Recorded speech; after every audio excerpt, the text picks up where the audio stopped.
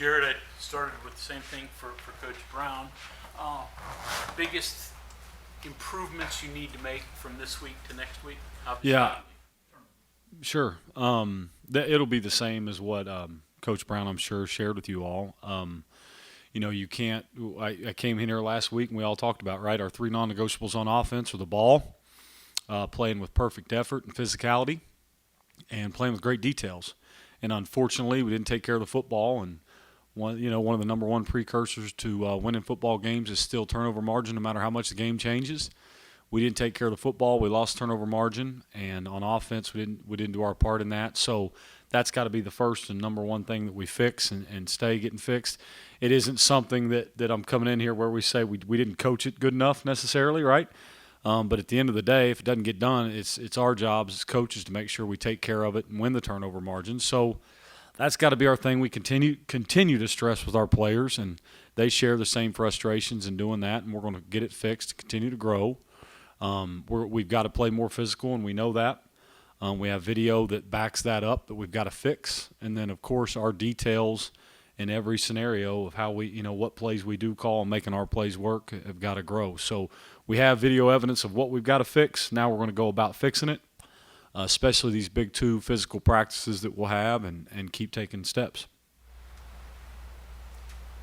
Coach Brown talked about physical as well, and you mentioned it there. It sort of sounds like a thing you can talk about, but it's harder to fix. Is it hard to? Well, yeah, and it's not, and it's still like we love our guys. Our guys, are still the guys that we love, and that we appreciate the work they put in. So now you've went through an off season and through fall camp where you do have to practice differently, and sometimes physicality wise, just to make sure you get your guys to the games. And then still practice hard. And we do those things. But now, again, it's like anything. If something happens, you either ignore it or you face it. And I think we're a staff, and from our head coach down, that's going to face our issues and make sure we fix them. So we've got to go about fixing them and be more physical. It's not like anything. We played hard on offense, but that doesn't always mean because you play hard that you don't have maybe meaningful contact, things we've talked about of playing physical and finishing and moving people from where they want to be against their will. That's a totally different story. It doesn't mean necessarily if you don't do that, you didn't play hard, but were you physical while playing hard? And we just got to continue to stress that to the guys and make sure we take a step. Thoughts on Ezdale Saturday? Yeah, you know what? We talked about it yesterday with him. You know what? He played. That's the most he's ever played, certainly in a game, and especially in a game one. And it's to be expected. He had a great offseason, great spring, prepared well. Ezdale's a tough dude. He's strong. He lifts with the running backs. He is fast enough. Some would say, well, how fast is he in those things? But he's fast enough to be a good player in this league.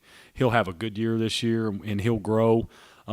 He knows he's got to take some stuff. Like there was some stuff in the game blocking wise that I thought, he should play with his strengths and those things. But I thought it was a really good step for him in game one, and it's no surprise to me. And the beautiful thing is you can move him around because he knows, he's really heady. He knows all our spots on the field, so we're going to be able to move him around, play him at multiple places, and let him kind of pick up reps when somebody gets tired type things. But I was proud of him. It was a good start for him. Has that warranted more opportunities for him down the road? I think so. We believe so. I do. Anytime like anything, like you certainly saw the things, which from all our guys, especially as pass catchers, like they settled in and really, I would hope you all saw and we see, like we expect them to continue to take steps where there was real confidence out there to catch the ball in traffic and that, to not make it a big deal. Like that's your job. That's our job. Let's keep going. And he's got strong confidence in catching the football. I think you could tell that. Sam seemed to catch the ball a little better. Pretty happy with that, the way he caught the ball. Yeah, he did, and like I was, you don't want to allude to things until they happen, but that's no surprise, right? He has put in, like he's found truth through the work, right? He really has.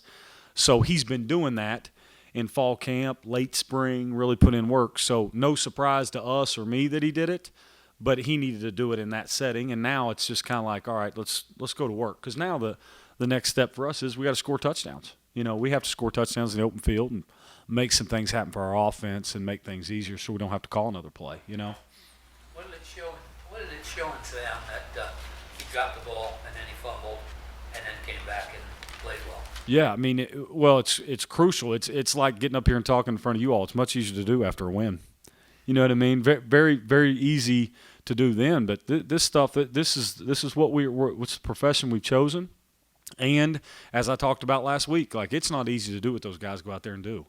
And so he goes out and gets hit pretty good, takes it on the chin a little bit, and instead of flinching, he just pulled himself up, went back to work, trusting the stuff that he's put in, and therefore got positive results. So kudos to him for being wired in the right way to be able to handle some negative and turn it all into something pretty positive, and then hopefully have a strong desire to want more now. How much did the absence of Michael Laughlin affect you? One, in what you would have called in the running game, and two, know that there's been the idea of trying to get the tight ends involved more in passing game. Sure, fair question, and certainly wouldn't dodge the fact that we miss Mike O. Proud of the effort Banks made. I thought he played his best game and was really wired in, did a good job. But at the same time, Mike O is the starter there. To say he wouldn't be missed would be, completely wrong. So he was missed, and it affects things as it would anybody as you pull a starter away from your lineup. But again, Banks did a nice job, and we've got to continue to get Mike back and work with him to get in, because that his game plan will be affected, and some things we can do out of two tights as well. Along those lines here, if you had to play more without tight ends with 10 personnel stuff, what has to change to be better than you all saw on Saturday? Sure. Well, you know what? First off, there's no secret. You lose run game possibilities and answers when you go 10 personnel. So finding those will be good. And then, of course, as it goes, our pass catchers have got to be explosive. And I think we were explosive in the pass game, but explosives have to equal touchdowns sometimes too. So we're going to keep pressing our guys, and it's my job also. We've got to work and drill and make sure we understand. It's kind of I really believe this, and Coach Brown, we've talked about, like there is a true thing to life in football. Like it's a self-fulfilling prophecy. Like I think, therefore I am. If you want to get better at running with it after the catch and can see yourself scoring touchdowns, that's what will happen. If you want to get better at catching the football, that's what will happen. If we want to get better with physicality and taking care of the football this week, that's what will happen. And it's our job to help that. Our players are committed to it. So I know that's a loaded answer, but it truly is. Like we've got to find ways to create space and be explosive in the pass game, and then we certainly will go to work on finding those detached runs as well.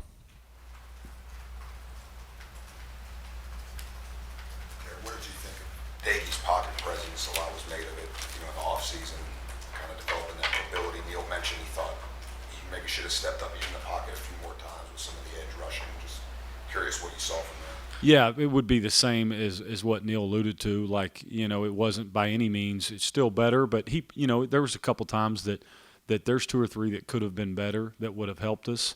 And then the one time it was a good job of getting away from it and stepping up, and just a poor decision when he did, on the one interception. So there's growth, but like anything in it's a high attention position. Every decision that he makes is very difficult, and it affects us on each and every play, and he knows that, and that's the beauty of playing that position. So he, I thought there were some good things, as we all did, and then of course there's two or three where we could have been better.